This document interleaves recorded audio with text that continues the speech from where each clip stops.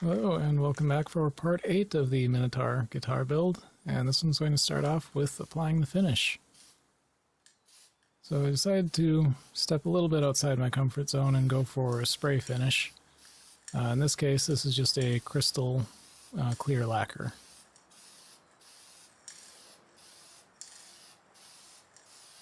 You can see immediately it's bringing out a lot more color in the wood.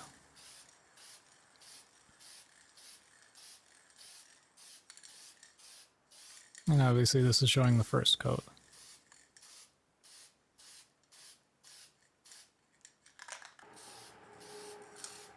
And here's the second coat.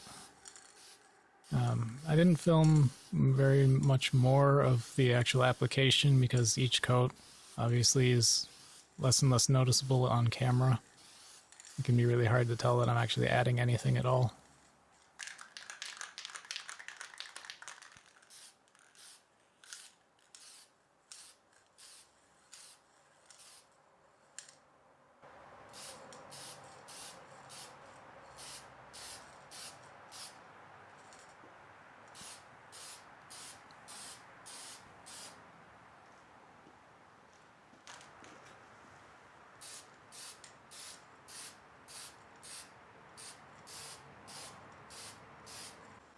It's not an ideal setup for spraying, but it gets the job done. So at this point here, this is after somewhere between 6 and 10 coats, depending on which part of the body we're looking at. And I'm just going to do a little bit of wet sanding with some 1200 grit sandpaper. Now if I wanted to get a perfectly smooth glassy finish, at this point I would have sanded with 320 and then done several more coats and then another sanding with 320 and probably several more coats after that. And then I would go into more of the really fine sanding with 1200. But going directly to 1200 at this point means that the finish is still going to have sort of a visual appearance of wood grain to it, and also a little bit more of a textured feel when you pick it up and hold it. And that is entirely on purpose.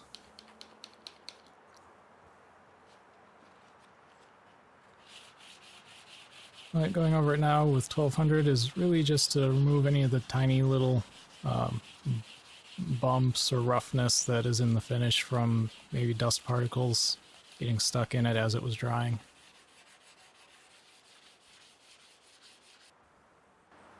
Once I've finished sanding, I'm going to move on to using this Ultra Cut buffing compound. This one's rated to remove scratches of sandpaper of about 1200 grit. So this is going to remove all of those scratches and leave a very smooth surface, but it will be not particularly shiny. But I'm going over the whole thing with this just to work out any scratches that might have been left by that 1200 and get the whole thing to a very uniform surface. And this is just with a large soft buffing pad on my large random orbital sander. It really doesn't take very much buffing with this to get to where you want to be.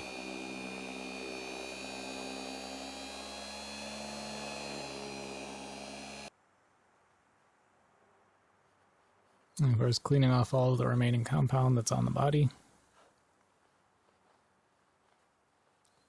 Went over, wiped down the whole thing with a wet rag, and then went over it again with a dry cloth to totally clean it. And of course doing the headstock as well.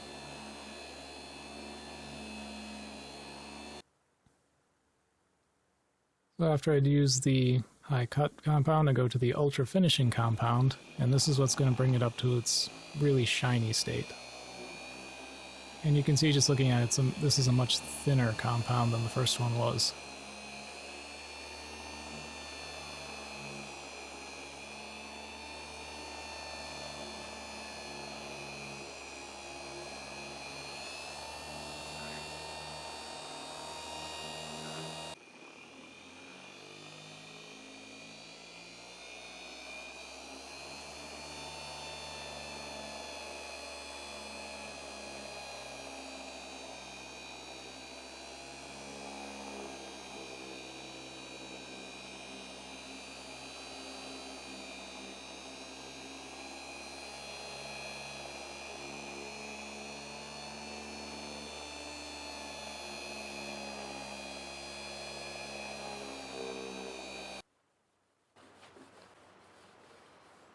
And then cleaning off the remaining compound once again.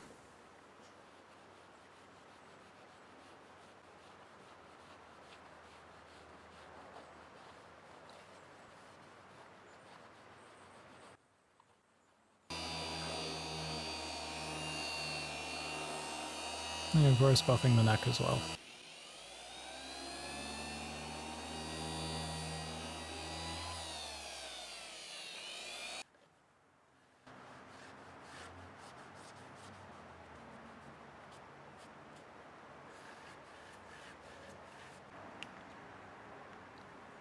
And just a quick shot here, you can see what sort of finish I've managed to achieve. It's very shiny, it's very reflective, but you can still see that little bit of texture of wood grain remaining.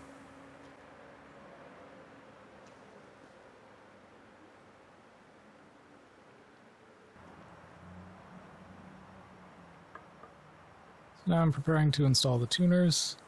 These tuners in particular have two little locating pins on the underside. So I'm just pressing it into the wood to try and leave two little marks there.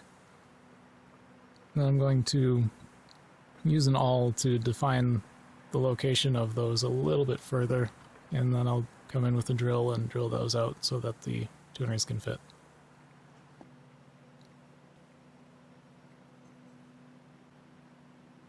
Now you really can't see those marks on the camera at all. They're very faint.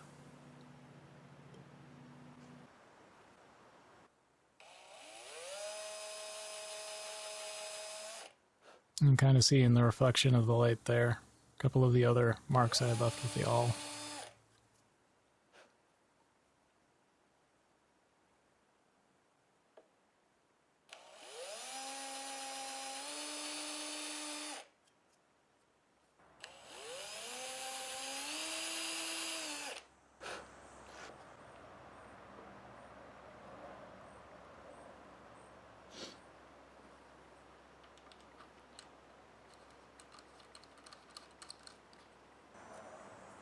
Then just beginning to install these, just lightly tightening the nuts on them by hand.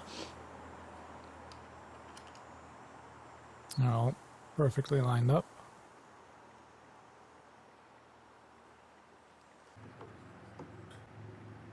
And to finish these off, I've got a plastic wrench there, which obviously I'm using a metal wrench to help turn it, but the plastic wrench is great for things like this because it will not scratch the surface of the wood or the finish.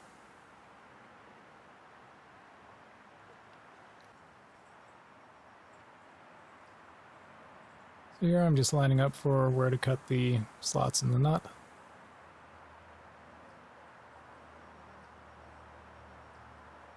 To do this, you put a mark about 1/8 of an inch in from either end, and that's where your two outside strings are going to be. And then using this nut slotting ruler, it'll show you how to locate the other 4 slots in between. So I'm just making a light mark here, not going all the way across the nut just yet, but rather just marking the locations. And here I'm using the same ruler, and I'm lining it up with the right side of each of these tuning heads, and then the other end of it lining up with the initial mark that I made on the nut, so that way when I cut these string slots, they're going to be going in the exact angle if the string deflects at all out of being straight through the nut. This will give me the exact angle that it will go to reach that tuning peg. I'm just using a marking knife to make a slight indentation where each of the fret slots needs to go so that the files have something to follow to begin with.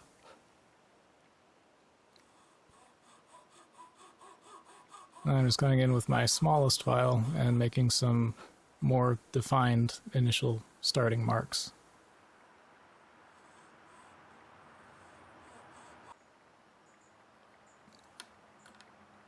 And of course, using a pencil that's been split in half, just making a line on the inside edge of the nut so that I know the maximum depth that I can file to.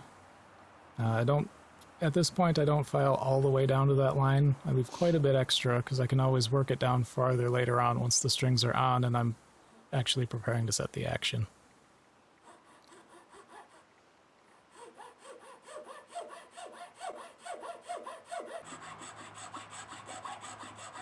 And that is going to do it for part 8 of this guitar build. And thank you everybody for watching. Hope you're still finding it enjoyable, and I will see you again for part 9.